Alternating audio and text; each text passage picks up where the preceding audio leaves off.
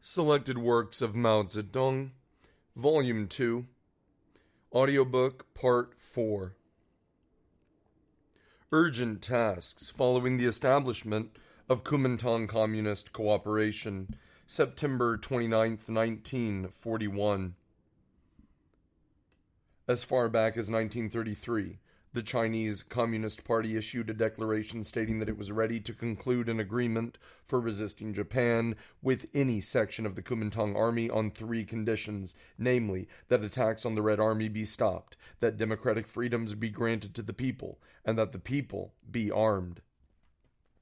This declaration was made because after the September 18th incident in 1931, resistance to the Japanese imperialist invasion became the primary task of the Chinese people. But we did not succeed in our objective. In August 1935, the Chinese Communist Party and the Chinese Red Army called upon all political parties and groups and the people throughout the country to organize an anti-Japanese united army and a government of national defense for a common fight against Japanese imperialism. Footnote 1. See the tasks of the Chinese Communist Party in the period of resistance to Japan. Note 2, Selected Works of Mao Zedong, English edition, Foreign Languages Press, Beijing, 1965, Volume 1, pages 276 to 277, end of footnote 1. In December of that year, the Chinese Communist Party adopted a resolution on the formation of an anti-Japanese National United Front with the National Bourgeoisie. Footnote 2. For the resolution, see Ibid, Note 3, pages 277 to 278, end of footnote 2. In May 1936, the Red Army published an open telegram demanding that the Nanking government stop the civil war and make common cause against Japan. Footnote 3. For the open telegram, see Ibid, Note 4, pages 279 to 280, end of footnote 3.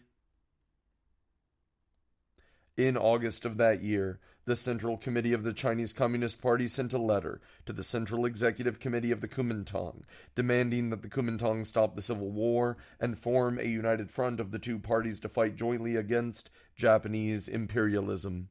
Footnote 4. For the contents of the letter, see a statement on Chiang Kai-shek's statement, Note 7, Ibid, pages 259 to 261. End of footnote 4. In September of the same year, the Communist Party passed a resolution on the establishment of a unified democratic republic in China. Footnote 5. For the resolution, see the tasks of the Chinese Communist Party in the period of resistance to Japan. Note 6, Ibid, pages 280 to 281. End of footnote 5. Besides the declaration, the open telegram, the letter, and the resolutions, we sent representatives to hold discussions with people from the Kuomintang side on many occasions, and yet all in vain. It was only towards the end of 1936, after the Xi'an incident, that the plenipotentiary of the Chinese Communist Party and the responsible chief of the Kuomintang reached an agreement on a contemporary issue of vital political importance, namely cessation of the civil war between the two parties, and brought about the peaceful settlement of the Xi'an incident. This was a great event in Chinese history and provided a prerequisite for the renewal of cooperation between the two parties. On February 10th this year, the Central Committee of the Chinese Communist Party sent a telegram to the third plenary session of the Kuomintang Executive Committee on the eve of its meeting, making comprehensive proposals for concrete cooperation between the two parties. Footnote 6. For the telegram, see Ibid, Note 7, pages 281 to 282, end of footnote 6. In that telegram, we demanded that the Kuomintang give the Communist Party guarantees on the following 5 points: the the ending of the Civil War, the realization of democratic freedoms, the convening of a national assembly, speedy preparations for resisting Japan, and improvement of the people's livelihood. At the same time, the Communist Party offered guarantees to the Kuomintang on the following 4 points: the elimination of the state of antagonism between the two regimes, the redesignation of the Red Army, the application of the new democratic system in the revolutionary base areas, and the discontinuance of the confiscation of the lands of the landlords. This was likewise an important political step, for without it, the establishment of cooperation between the two parties would have been delayed, which would have been wholly detrimental to speedy preparations for resisting Japan. Since then, the two parties have moved a step closer to each other in their negotiations. The Communist Party has made more specific proposals on the question of a common political program for the two parties, on the question of lifting the ban on the mass movements and releasing political prisoners, and on the question of redesignating the Red Army. So far, the common program has not yet been promulgated, nor has the ban on the mass movements been lifted, nor has the new system in the revolutionary base areas been recognized. However, about a month after the fall of Peiping and Tientsin, an order was issued to the effect that the Red Army was to be redesignated as the 8th Root Army of the National Revolutionary Army, also called the 18th Group Army in the Anti-Japanese Battle Order. The declaration of the Central Committee of our party on the establishment of bipartisan cooperation, which had been conveyed to the Kuomintang as early as July 15th, and Chiang Kai-shek's statement recognizing the legal status of the Communist Party of China, which should have been published as agreed simultaneously with the declaration, were finally released to the public, alas, after a long delay, by the Kuomintang Central News Agency on September 22nd and 23rd, respectively, when the situation at the front had become critical.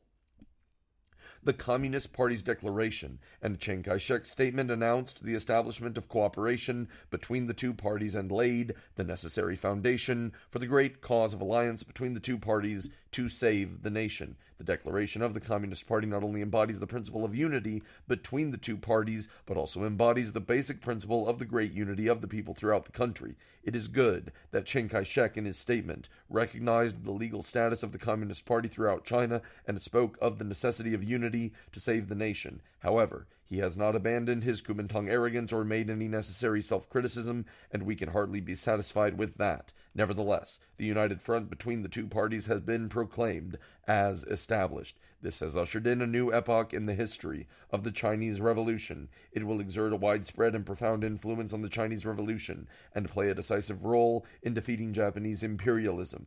Ever since 1924, the relationship between the Kuomintang and the Chinese Communist Party has played a decisive role in the Chinese Revolution. The revolution of 1924 to 1927 took place as a result of the cooperation of the two parties on the basis of a definite program. In a mere 2 or 3 years, tremendous successes were achieved in the national revolution to which Dr. Sun Yat-sen had devoted 40 years and which he had left unaccomplished. These successes were the establishment of the revolutionary base in Kwantung and the victory of the Northern Expedition. They were the products of the formation of the united front of the two parties, but at the very moment when the revolution was nearing its triumph, some people who failed to uphold the revolutionary cause disrupted the two-party united front and so brought about the failure of the revolution, and the door was left open for foreign aggression. These were the products of the disruption of the united front of the two parties. Now, the newly formed united front between the two parties has ushered in a new period in the Chinese Revolution. There are still people who do not understand the historical role of the united front in its great future and regard it as a mere temporary makeshift devised under the pressure of circumstances. Nevertheless, through this united front, the wheel of history will propel the Chinese Revolution forward to a completely new stage. Whether China can extricate herself from the national and social crisis, which is now so grave, depends on how this united front will develop. There is already fresh evidence that the prospects are favorable. First, as soon as the policy of the united front was put forward by the Chinese Communist Party, it won the approval of the people everywhere.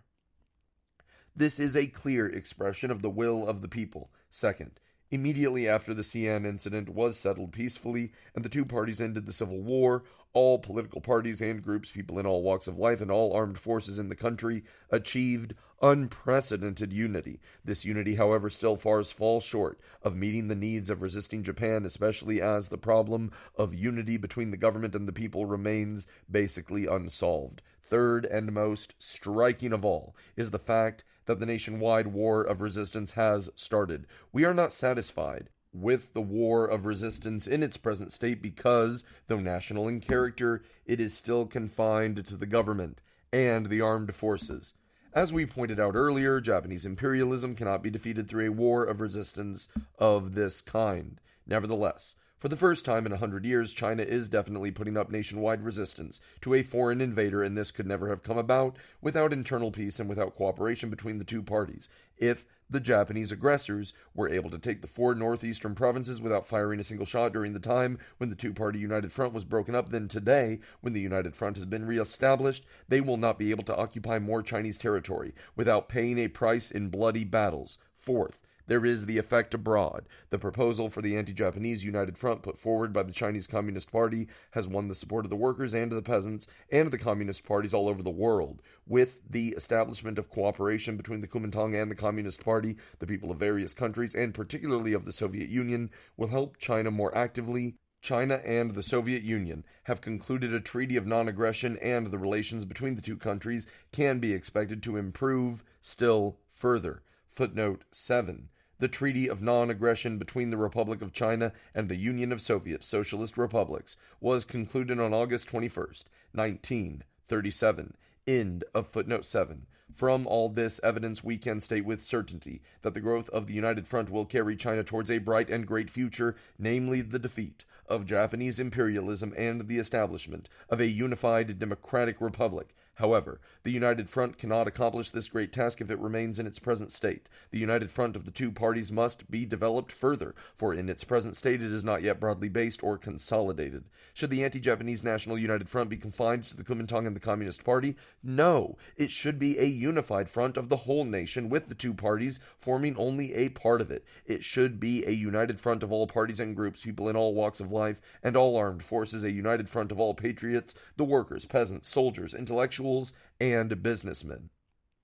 So far, the United Front has in fact been confined to the two parties, while the masses of the workers, peasants, soldiers, and urban petty bourgeoisie, and a large number of other patriots have not yet been aroused, called into action, organized, or armed. This is the most serious problem at present. It is serious because it makes victories at the front impossible. It is no longer possible to conceal the critical situation at the front, both in northern China and in Jiangsu and Zhejiang provinces, nor is there any need to do so. The question is how to save the situation, and the only way to save it is to put Dr. Sun Yat-sen's testament into practice, to arouse the masses of the people. In his deathbed testament, Dr. Sun declared he was deeply convinced, from the experience accumulated over 40 years, that only thus could the goal of revolution be achieved. What reason is there for obstinately refusing to put this testament into practice? What reason is there for failing to do so at a moment when the fate of the nation is at stake? Everybody knows that autocracy and suppression run counter to the principle of arousing the masses of the people. Resistance by the government and the army alone can never defeat Japanese imperialism. Early in May this year, we warned the ruling Kuomintang in all seriousness that unless the masses of the people were aroused to resist, China would follow the same path to disaster as Abyssinia. This point has been made not only by the Chinese communists, but by progressives throughout the country and by many intelligent members of the Kuomintang itself.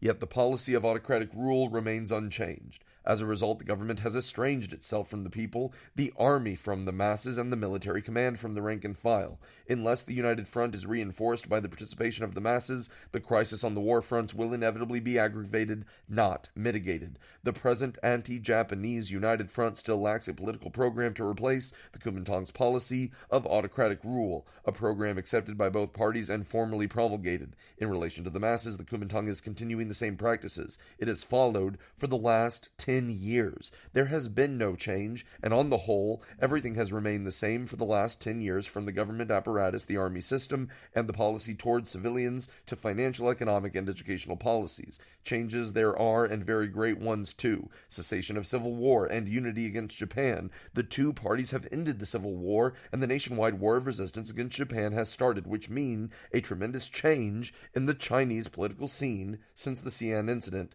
but so far there has been no change in the practices enumerated above, and there is thus a disharmony between the things that have not changed and those that have. The old practices are suited only to compromise abroad and suppression of the revolution at home, and they prove ill-suited in every respect, and reveal all their inadequacies when it comes to coping with the Japanese imperialist invasion. It would be another story if we did not want to resist Japan, but since we do, and resistance has actually begun, and since a serious crisis has already revealed itself, refusal to change over to new ways will lead to the gravest dangers imaginable. Resistance to Japan requires a broadly based united front, and hence all the people should be mobilized to join it. Resistance to Japan requires a consolidated united front, and this calls for a common program. The common program will be the United Front's guide to action, and will serve also as the tie which, like a cord, closely binds together all the organizations and individuals in the United Front, all political parties and groups, people in all walks of life, and all armed forces. Only in this way will we be able to speak of firm unity. We are opposed to the old binding rules because they are unsuited to the National Revolutionary War. We look forward to the introduction of new binding rules to replace the old, that is, to the promulgation of a common program and the establishment of revolutionary order. Nothing else will suit the war of resistance. What should the common program be? It should be the three people's principles of Dr. Sun Yat-sen and the 10-point program for resisting Japan and saving the nation proposed by the Communist Party on August 25th this year. Footnote 8. For the 10-point program, C, for the mobilization of all the nation's forces for victory in the war of resistance. Pages 25 to 28 of this volume. End of footnote 8. In its declaration announcing Kuomintang-Communist cooperation, the Chinese Communist Party stated that, quote, "The three people's principles of Dr. Sun Yat-sen being what China needs today, our party is ready to fight for their complete realization," end quote. Some people find it strange that the Communist Party should be ready to put the three people's principles of the Kuomintang into practice. Chu Qing-lai of Shanghai, for instance, has expressed doubts in a local periodical. Footnote 9. Chu Qing-lai was a leader of the National Socialist Party, a small clique organized by reactionary landlords, bureaucrats, and big bourgeoisie, who later became a member of the traitorous Wang Qing-wei government. End of footnote 9. These people think that communism and the three people's principles are incompatible. This is a purely formal approach. Communism will be put into practice at a future stage of the development of the revolution. At the present stage, the communists harbor no illusions about being able to realize it, but will carry out the national and democratic revolution as required by history. This is the basic reason why the Communist Party has proposed an anti-Japanese national united front and a unified democratic republic. As for the three people's principles, at the Kuomintang's first National Congress, the Communist Party and the Kuomintang jointly decided to put them into practice during the first two-party united front over 10 years ago, and they were put into practice from 1924 to 1927 in large areas of the country through the efforts of all loyal communists and all loyal members of the Kuomintang. Unfortunately, that united front broke up in 1927, and in the subsequent 10 years the Kuomintang opposed the application of the three people's principles. But, as far as the Communist Party is concerned, all its policies in these 10 years have been fundamentally in line with the revolutionary spirit of Dr. Sun's three people's principles and three great policies. Not a day has passed without the Communist parties conducting a struggle against imperialism, which means the thoroughgoing application of the principle of nationalism. The worker-peasant democratic dictatorship is nothing but the thoroughgoing application of the principle of democracy. The agrarian revolution is the thoroughgoing application of the principle of people's livelihood. Why then has the Communist Party announced the abolition of the worker-peasant, democratic dictatorship, and the discontinuance of confiscating the land of landlords? The reason, as we explained some time ago, is not that there was anything at all wrong with these things, but that the Japanese imperialist armed aggression has led to a change in class relations in the country, and has thereby not only made it necessary to unite all classes of the nation against Japanese imperialism, but also created the possibility of doing so.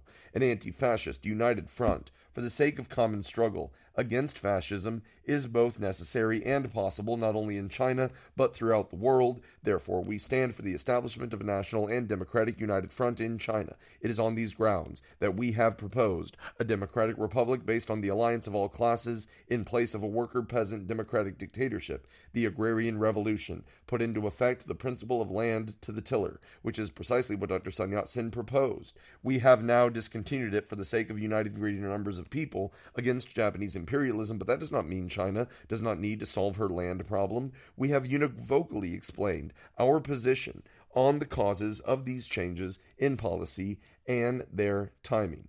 It is precisely because the Chinese Communist Party, basing itself on Marxist principles, has constantly adhered to and developed the revolutionary Three People's Principles, the common program of the First Kuomintang-Communist United Front, that in this hour of national crisis, when our country is invaded by a powerful aggressor, the party has been able to put forward the timely proposal for a national and democratic united front, which is the only policy capable of saving the nation, and to apply this policy with unremitting effort. The question now is not whether it is the Communist Party which believes in or carries out the revolutionary Three People's Principles, but whether it is the Kuomintang which does so. The present task is to restore the revolutionary spirit of Dr. Sun's Three People's Principles throughout the country, and on this basis, to work out a definite program and policy and put them into practice sincerely and not half-heartedly, conscientiously and not perfunctorily, promptly and not tardily. The Chinese Communist Party has been earnestly praying day and night for this to happen.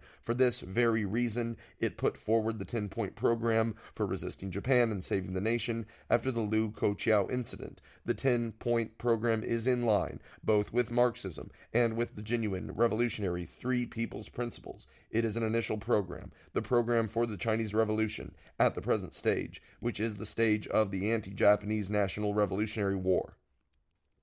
China can be saved only if this program is put into effect. History will punish those who persist in any course conflicting with this program. It is impossible to put this program into practice throughout the country without the consent of the Kuomintang, because the Kuomintang today is still the biggest party in China and the party in power. We believe that the day will come when intelligent members of the Kuomintang will agree to this program, for if they do not, the Three People's Principles will forever remain an empty phrase, and it will be impossible to restore the revolutionary spirit of Dr. Sun Yat-sen, impossible to defeat Japanese imperialism, and impossible for the Chinese people to escape becoming the slaves of a foreign power.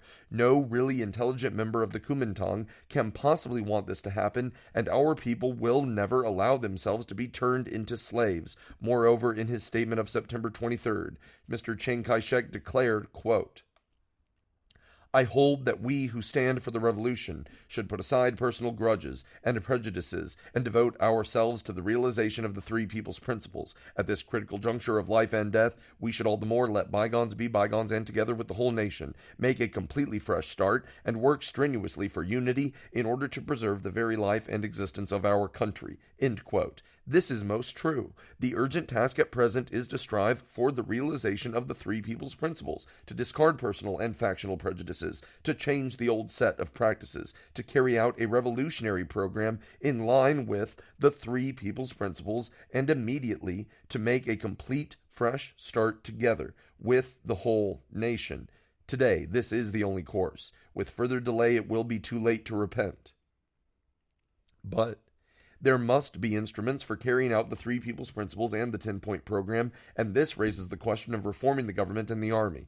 The present government is still a one-party dictatorship of the Kuomintang and not a government of the National Democratic United Front. In the absence of a government of the National Democratic United Front, it is impossible to carry out the Three People's Principles and the 10-point program. The present army system of the Kuomintang is still the old one, and it is impossible to defeat Japanese imperialism with troops organized under this system. The troops are now engaged engaged in resistance, and we have great admiration and respect for them all, and especially for those fighting at the front. But the lessons of the war of resistance in the last 3 months demonstrate that the Kuomintang army system must be changed, as it is unsuited to the task of completely defeating the Japanese aggressors and to the successful application of the Three People's Principles and the revolutionary program. The change should be based on the principles of unity between officers and men and unity between the army and the people. The present army system of the Kuomintang is fundamentally opposed to both these principles. It prevents the mass of officers and men from giving their best despite their loyalty and courage, and therefore an immediate start must be made to reform it. This does not mean that the fighting has to stop until the system is reformed. It can be reformed while the fighting is going on. Here, the central task is to bring about a change in the army's political spirit and its political work. The National Revolutionary Army during the Northern Expedition provides an admirable precedent, for in general it did establish unity between officers and men and between the army and the people. A revival of the spirit of those days is absolutely necessary. China should learn from the war in Spain, where the Republican Army has been built up under extremely adverse circumstances. China is in a better position than Spain, but she lacks a broadly based and consolidated united front. She lacks a united front government capable of carrying out the whole revolutionary program and a large number of troops organized according to a new system. She must remedy these defects. With regard to the war as a whole, the Red Army led by the Chinese Communist Party can at present only play a vanguard role. It cannot yet play a decisive role on a national scale. Nevertheless, its political, military, and organizational merits are well worth acquiring by friendly armies throughout the country. At its inception, the Red Army was not what it is today. It too has undergone many reforms, the main ones being the weeding out of feudal practices within the army and the application of the principles of unity between officers and men and unity between the army and the people. Friendly armies throughout the country can draw on this experience. Anti-Japanese comrades of the ruling Kuomintang Party, today we share with you the responsibility for saving the nation from extinction and ensuring its survival. You have already formed an anti-Japanese united front with us. That is very good. You have started resisting Japan. That is also very good, but we do not approve of your continuing your other policies in the old way. We should all develop and broaden the united front and draw in the masses of the people. It is necessary to consolidate the united front and pursue a common program. It is essential resolutely to reform the political and army systems. It is absolutely necessary to have a new government, which alone can carry out the revolutionary program and start to reform the armies on a national scale. This proposal of ours answers the needs of the times. Many people in your party also feel that now is the time to put it into practice. Dr. Sun Yat-sen in his day made up his mind and reformed the political and army systems, thereby laying the foundation for the revolution of 1924 to 1927. The responsibility for effecting the same kind of reform now falls on your shoulders. We believe that no loyal and patriotic member of the Kuomintang will consider that our proposal is ill-suited to the needs of the situation. We are firmly convinced that it meets the objective needs. The fate of our nation is at stake. Let the Kuomintang and the Communist Party unite closely. Let all our fellow countrymen who refuse to become slaves unite closely on the basis of Kuomintang communist unity. The urgent task in the Chinese Revolution today is to make all the reforms necessary to overcome all difficulties. When this task is accomplished, we can surely defeat Japanese imperialism. If we try hard, our future will be bright. End of urgent tasks following KMT CPC cooperation.